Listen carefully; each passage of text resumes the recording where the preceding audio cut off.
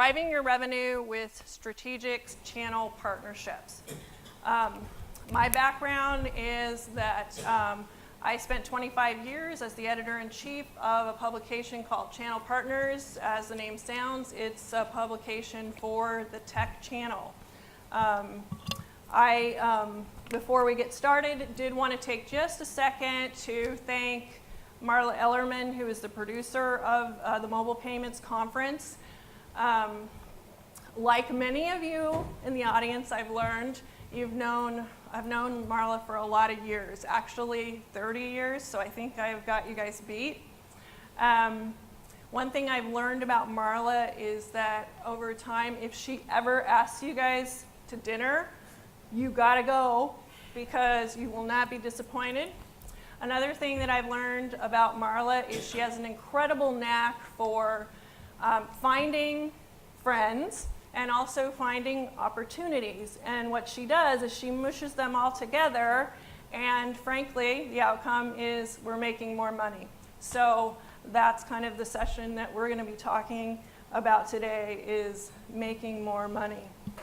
One example of that is that in the mid-90s, she and I started an event much like this one, but for the tech channel.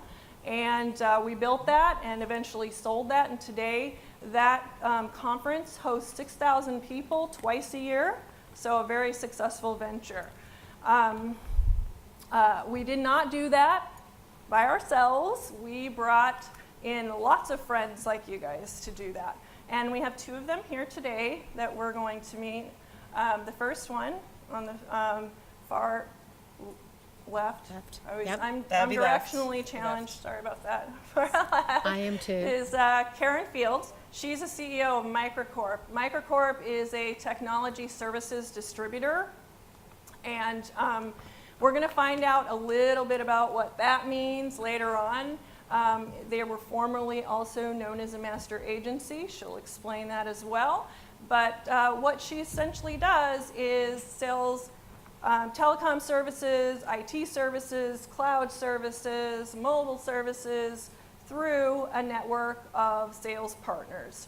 So we have known Karen for at least 20 years, 25 if she'll admit to 25. So it's been a long time, and she's been a long-time supporter of both Marla and I. And then we have Carolyn April. Carolyn April is a newer friend of ours. I think we've only known each other 8 years, so. But she's a tremendous supporter as well. Carolyn is a senior director of industry analysis for CompTIA. Many of you guys might recognize CompTIA for their IT certifications. They are the global IT association, and they certify a majority of the programmers and developers. Some of you probably hold their certifications. But what you probably don't know about CompTIA is they also have a thriving program to support the technology channel. And so Carolyn, in addition to being a top-notch researcher, also spent many years, like me, as a journalist covering the tech channel space. So anyway, what we're going to be doing today actually is continuing our journey through the years to build a stronger technology channel ecosystem, and we want to bring this group into that ecosystem. So that's why we're here today, okay? So what I want to do is dive right in and start talking about the impact of the channel on technology sales in general. And to do that, I'm going to go ahead and turn to Carolyn, who has spent a lot of years researching this and knows it upside down, backwards, and forwards. So Carolyn, can you talk about revenue, other intrinsic benefits that the channel brings to technology? I can talk about whatever you want. Whatever you want. Football, you name it. Thank you guys for having me today. I'm happy to be here. What would help me out, just to kind of get a sense of the room, is how many of you are actual channel partners today, and how many of you would put yourself in the vendor space. You're the ones doing the selling, and you're looking for maybe an indirect channel. Can I have a show of hands for vendors? Okay, what's everybody else doing? They're partners? Yeah. Okay, awesome. So that helps me a lot. And there's probably customers in the rooms too. Can't forget the customers. Are any of you customers? No customers? Oh, there's one, there's a couple, okay. We're all Awesome. we're all sort of So one customers. of the That's kind things of by that- definition. Yeah, one of the things I failed to mention is, when we're talking about strategic channel partnerships, the word partnership is really key to this because it isn't just about just a sell-through channel. It's a true partnership that you have between essentially two people. But if you're really truthful, it includes the customer as well, because we don't want to forget about the customer. But the vendor, supplier who wants to get their amazing new technology, like you guys all sell, to the partner, and also the channel partner who would like to enable their customers to use that technology to drive more revenue and to make more money. Yeah. So, all right, let me just try to keep it simple. Benefits of partnership are that you can increase your footprint. So a lot of companies are starting out, they're small, they're entrepreneurial, many are in growth mode, but what they find is all of that fun stuff that they were able to do and sell directly with their sales team, once they start to grow, becomes unmanageable. And that's when you need to enlist some partners that are going to help you. If you want to expand your geographic reach, you almost always need partners, unless you're in a position where you're going to hire people in all parts of the country or the globe, which is usually difficult for companies that are just starting out. And expensive. Yeah, and very expensive. Incredible. And so geographic reach, sales footprint, all of those things are critical. The other thing I want to highlight about being working with an indirect channel is, and we see this in our research over and over, is that customers, to Callie's point, and they're really the point here, aren't they? I mean, at the end of the day, it's about the customer experience, and they're the ones that matter, is the customers tend to have a stronger relationship with an indirect partner. That indirect partner is usually more localized to them, or is at least more intimate. And I don't mean that in an intimate sense, but I mean, they understand. They're the person that knows your name. They're the person that calls on you regularly. The vendor is abstracted, and especially in this day of cloud computing, vendors are even more abstracted than ever. I mean, it used to be, I want to deal with Cisco or IBM or whomever, and you thought only about those brands. Today, those are completely removed because they're in the cloud, and so the vendor that you work with is actually the partner that we're talking about here. And so those three things, having a regional emphasis, a geographic footprint, and then being the person that's the quote-unquote trusted advisor, to use an old term, but it's actually very applicable. Those are important reasons to partner.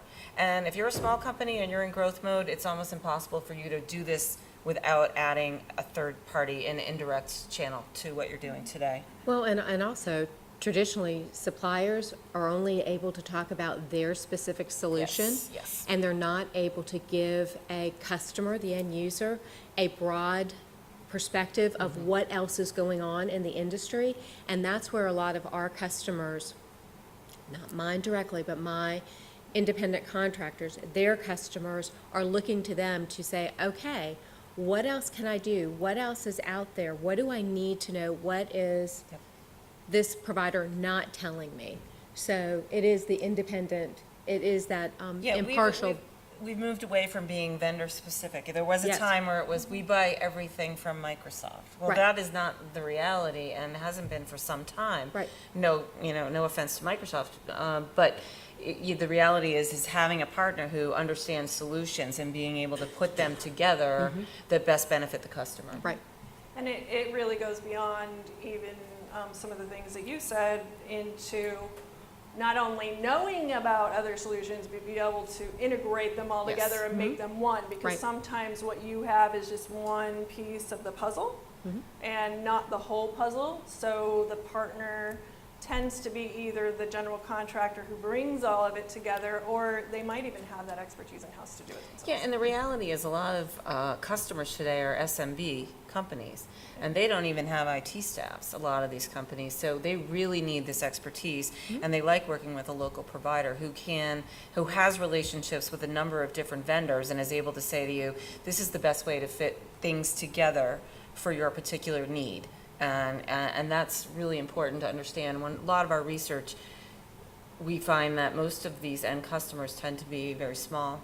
and they are, like, they lack the in-house expertise, and that's where the partner comes in. Right. And because things are moving so fast, even the large companies actually cannot have all this No. expertise to the level that you guys do about your particular area of emphasis.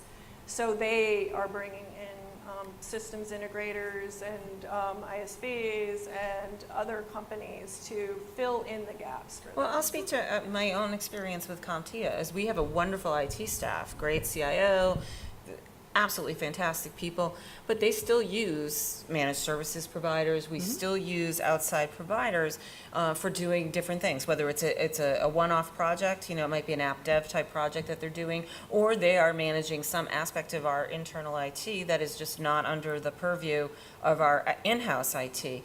And we see that most likely with larger, mid-size and larger enterprise type organizations, where there's sort of a synergistic relationship between an in-house IT department and a third party. And I've seen that work really well. One of the things that larger companies worry about, or CIOs worry about, is that you working with an outside firm means job insecurity for them. And we've done research over and over again, and that is not the case. Most companies keep their in-house people, and they move them, they elevate them to working on strategic projects, like getting a cloud thing going within their organization, and they use the third party for more of the, network management type of operations. So, it's not just SMBs, as I said, it really does elevate all the way up to the enterprise. Well, it's funny because we have a customer and they're a Fortune 100 company, and they are in the process of doing several big projects. And so they use an outside independent contractor, a traditional telecom agent,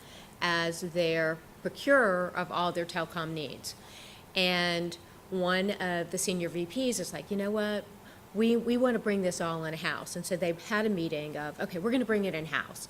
And everybody at the table is like, okay, who's going to do it? Who's going to do the nuts and bolts, the day in and day out stuff? And the senior VP is like, you guys. And they're all like, whoa, whoa, whoa. Yep. You're our boss. Tell us what's our priority. Do you want us to work on these major projects, or do you want us calling and getting a cable circuit installed? Yep. And he's like, what are you talking about? And he goes, well, that's what we use them for. We tell them what we need, they go out, they procure it, they do all the work, and it gets done. Now, and when the senior VP heard that, he goes, okay, we're changing this. We're going to go back to the old model. Yep. So in a similar way, also to the account gentleman's, and I apologize, I forgot his name, but he's talking about security and fraud. You cannot keep up on that stuff. I'm sorry, you just can't, not unless you're an expert. So security is a huge thing that you outsource to a channel. Yep. Security, SD-WAN, infrastructure, how you're managing all of your CPI compliance and all of your regulatory responsibilities to ensure that your customers are protected. Most organizations are outsourcing the procurement of it through an independent agent, a 1099. 80% of all technology sales are done through an indirect model. Thank you for bringing that up. I was just about to ask Carolyn if she had some statistics on, the sales or productivity through the channel. What goes through the channel? Oh, it's big. In IT, we see in our studies, and this is not just CompTIA, but Gartner and other studies will show you that almost 80% of IT sales Okay, so you guys are in go agreement. through an indirect channel. Yeah, they do. It's a statistic that we use Yep. all the time. And so it's vitally important. And what we find in our research is that companies that do work with third parties tend to be more productive, they grow faster, and they're able to, you made a great point, where you can put people in strategic roles within your organization, and then you can outsource all kinds of other things, and it makes you more efficient as an organization. Well, and also for the organizations themselves, once they are outsourcing whatever their needs are for telecom or their infrastructure or their security to a third party, that person becomes more intimate with everything that's going on within their organization and is able to help feed them the information that keeps them relevant and keeps them looking good to their bosses, so that they're not having to go through all the magazines, the Computer World, and all these different resources to try and keep up with it. It's traditionally their third-party provider who's sending them, okay, this is what you need to know, this is where you need to be aware of, so that they look good to their up chain. Yeah, the best third parties out there are the ones that work with you as almost an extension of your staff. Exactly. And they are the ones that will sit down with you and do a quarterly business review and talk to you about what they see coming up ahead as something you're going to need down the road, and they're able to anticipate that. That's super important. Now, you can work with third-party folks in the channel that are not good at that, but there are plenty that out there that are really able to be, like I said, an extension of your staff. And that role is becoming more and more important as the technology becomes more complex, and they have to do much more. So you guys are all involved in companies making digital transformations, right? That's part of what you guys do. You enable them to have a better customer experience through different payment methods, and enabling that to be, frictionless and more convenient for them. All of that stuff. You guys are totally in the center of that. Having somebody that is your advocate inside the customer is invaluable, and that's what the channel can do for you. So that being said, there are many different types of channel partners. So there isn't just this one amorphous channel partner who's going to be, the end all be all for you. So let's talk about what you can get. So let's talk about who are they, what are the different types, what are their roles? Sure. Carolyn, you want to start? Yeah, I mean, especially in the era of cloud computing, the channel partner ecosystem has changed radically. I mean, there are many different types. It used to be in the old model, at least where I come from, I'll date myself, but the VAR, the value-added reseller, who basically sold hardware. They resold hardware. So they were an HP partner, they were an IBM partner, and they resold desktops and servers and other devices. And that was the traditional model. Today, a partner can be anybody someone who's taking title to a particular product and selling it, to someone who's doing business consulting, and that's becoming increasingly a major role, to somebody who is your cloud service provider, so is helping you figure out which cloud you want to put your workloads in and how you're going to manage that, to a managed service provider. And that's a big transformation for a lot of traditional resellers, to move from being a product transaction-oriented seller to moving into managed services, which is basically a company that runs your infrastructure for you and does it remotely. And then there are referral in the agent world, which is Callie comes from this world, and there are referral partners. That's very big. So if you think about the analogy I like to use is if you worked in the insurance world. You have an insurance provider. It might be like, Carolyn April Insurance Agency, but I really am backed by Allstate. But I'm the face, and I sell, and I get a fee every time I do whatever I'm doing for Allstate behind me. So there are those sort of partners as well. So there's a lot of different models. I think that makes this an exciting time in our industry, that the options are vast, and if you are a partner that wants to get into this field, you got a lot of different business models you could try. And if you're a vendor, you have whatever fits your particular organization, you have a lot to choose from. So two that we didn't mention were systems integration, which is a big deal in stringing together disparate systems so they all work together. They have a huge opportunity in the payment space. And then also ISVs, which I know that you guys work with already, to integrate payments inside software programs. So those are two other models that are very common in our space that work here. Yes, sir. You just said ISV. ISV, independent software vendors, yeah. So that would be somebody that would come in and put your mobile application inside of some other process that the company has. And Callie, what we're finding in our research is that a lot of channel partners today are developing application development expertise, which is that's a new thing for many channel partners, because everything is in the cloud today and everything's tied into different APIs. So learning that skill set to do the integration work, which all of you are involved in, and trying to tie one solution to another solution, is becoming sort of, it's something, a prerequisite for a lot of these companies, that they've got to know and have that skill set. So you're right about ISV capability. Right, and I was reading some materials from your space that you guys already have platform service providers coming up that are trying to make that easier for everyone. So, so that's a good move as well, but those partners would be using those platforms in order to serve their customers and put your technologies in the customer environment.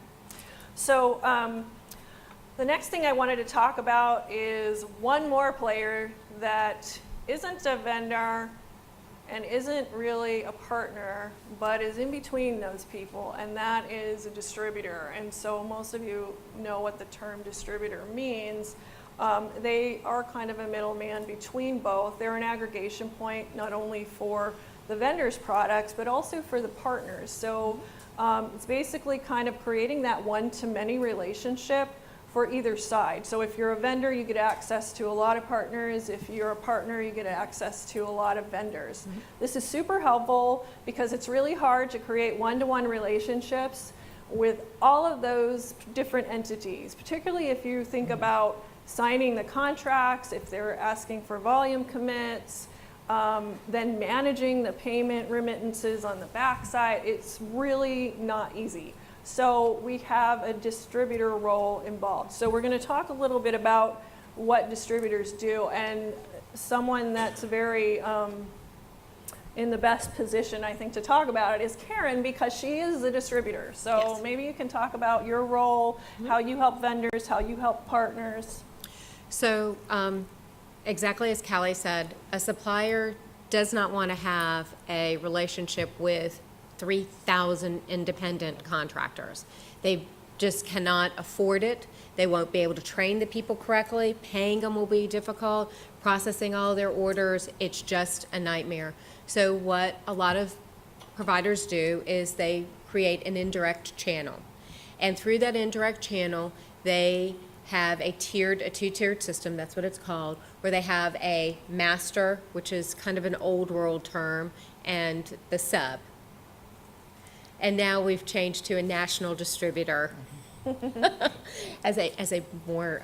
Part of the reason they did that, though, is when telecom and IT came together in the convergence, we normalized the nomenclature. That's really all. We wrestle with nomenclature all the time. I know. Yeah. So what MicroCorp does is we are a national distributor of cloud and telecom services. We have 3,000 independent 1099s across the United States, literally from California to Maine, from Canada down to Puerto Rico. And those independent, they are systems integrators, they are independent traditional telecom agents, they're TEMs, which are telecom expense management. They're all different types of organizations that work with end customers and help them with the procurement of telecom and cloud services. And so we work with them, all of these 3,000 independent 1099s, and help them to find the products and services through the providers. We have about 85 providers right now that we work with. They're big providers like you know the names of, AT&T, Verizon, Sprint, CenturyLink, and they're providers that you've never even heard of, like Momentum and Sky Data. And they do a wide range of products and services. And my role as a national distributor is to help bring on independent consultants, help them learn the different products and solutions that are out there, make sure that all of their orders are provisioned appropriately and as quickly as possible through the suppliers, and that they get paid in a very timely manner. We manage the contracts. Last year, my company spent over $300,000 to ensure that the contracts that we had with our providers were the best contracts that we could get, that they were safe, and that we are going to be able to make sure that we have a long-term relationship with these providers. We go out and train. We have trainings across the United States several times a year on a lot of up-and-coming technology, SD-WAN, UCaaS, security. These are all things that our partners are needing to learn about, because you can't just talk about the one solution without talking about something else. So if you're doing mobility payment, not only do you have to talk about the actual CPI compliance, but you also have to talk about the connectivity. How are you going to do it? It's not just one solution, it's a bundled solution, and that's what most of our partners do, is when they talk with their customers, they're talking about a fully meshed solution. How are you going to store all of that information? How are you going to retrieve all that information? That's all part of the solution, and those are all the products that we're able to bring to our partners, so that when they walk into a customer, they're not an end user. They're not just talking about their one finite little product. They're talking about a whole solution that they're able to help with from soup to nuts. And that's why they have become the traditional trusted advisor. And I know people say, oh, that's such a cliche term, but that really is what it is. They're the trusted advisors, because they're talking about the full solution. They're not just talking about that one, here's Square, you can put it on any, your iPad and boom, you're paid. No, there's a lot more to it. Exactly. So Karen's company is a technology services distributor, formerly a master agent. There is a more traditional IT distributor. The differences between the two, one of them is the way they usually compensate their partners. For the most part, and it isn't always true, but a technology services distributor has been dealing with subscription models and typically does a commission-based payment. Whereas IT distributors have traditionally done margin based on the hardware that they've been selling or the software they've been selling. But there are probably other differences. So Carolyn, she's going to speak to some of those other potential differences between the two. We did have ScanSource here, and they are exhibiting at the expo hall, but he was unable to actually be on the panel, so she's going to kind of fill in some gaps here. I'm going to pinch it here a little bit. Traditional distribution on the IT side, there's a lot of similarities, obviously, with what goes on in Karen's world. But historically, distribution, and think about companies like Ingram Micro or Tech Data, they were fulfillment wholesalers for hardware, basically. So if you were a partner that sold a lot of hardware, like I talked about earlier about being a value-added reseller, you would go through one of those distributors, and they would give you whatever product you needed. You would get paid on margin as you sold. But that's changing radically, so I can't even, that just now seems to me to be such an old model that we're moving away from. So the traditional, with air quotes here, distributors really, they are wrestling with transformation right now. They're going through an incredible period of who are we and what do we do in this cloud era and this recurring revenue era, and how do we manage our partners? And a lot of them have, taken on different roles. They're doing a lot of training, they're doing a lot of education. They're doing what I think is one of the most important roles for them right now, is vetting some of these cloud services that you see out there, particularly SaaS applications. So if you're getting into the market and you want to sell a SaaS application, which your customers want these days, there's 8,000 of them, how do you vet those applications? And it's almost impossible for a small partner to pick the right one for their customer. And so they're using distributors, smart distributors, in that way, that they're able to be that one-stop shop where they can provide a menu and say, hey, for this customer X, what you've just described to me, this is the right solution, let me help you fulfill that. So distribution is changing radically, and I think it's merging much more with with your world than the legacy world. Well, because it used to be it was equipment based. It was Yes. a physical, it was SKU based. Yep. There was actually a SKU number that attached to something that was physical. And now our world is going virtual. Services and It's going virtual. There is no SKU number for virtual. And that's where, to the gentleman who was talking about security, that's why security is becoming a lot more of a concern, because it's not something physical that I can protect. No. It's something in a cloud that I have a lot more, it's a lot more difficult for me to be able to protect, and there's a lot more ways for sneaky people to get in to grab And it. that's the biggest opportunity, if you're a partner right now, is to be the Huge. security expert. Huge. Security expert around all of these solutions that are being sold out there, payment solutions, et cetera, is if you can brand yourself as the person that is going to make sure that what this customer is buying is going to be locked down, solid, and secure, that's your differentiator, and that's really a big market right now. And compliance. As more and more compliances are coming out there, if you're able to understand and help your customers mitigate through Yes. all of the nuances of what they need to know and how they need to protect themselves, that's another strong way for you to be that differentiator with you when you're talking to a customer. So that you don't have to get into a price war.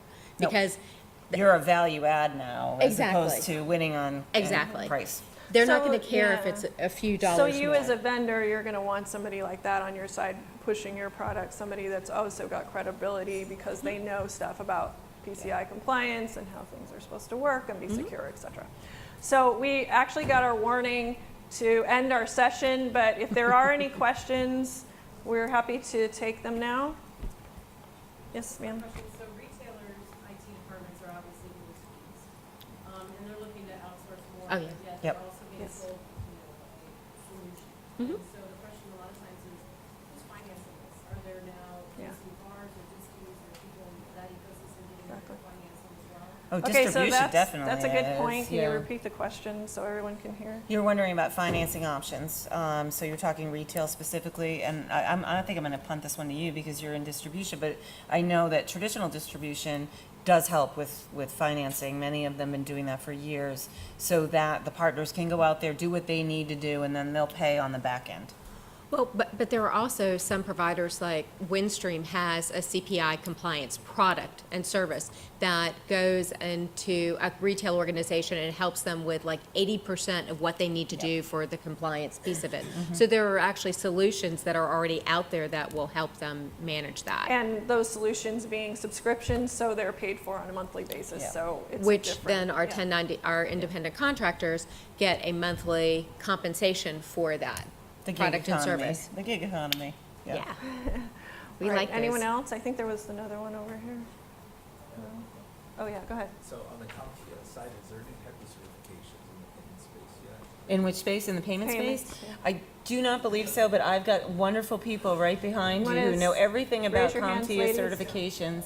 So we have a booth here, and if you should come by and chat with them, for sure. Yeah. Okay, so the last thing that we were going to talk about is best practices in successful channel relationships, but we are out of time. So what I wanted to do is encourage you guys to follow up with Karen and Carolyn and the CompTIA folks, Nancy and Annette, as well as our friends from ScanSource who are in the expo hall.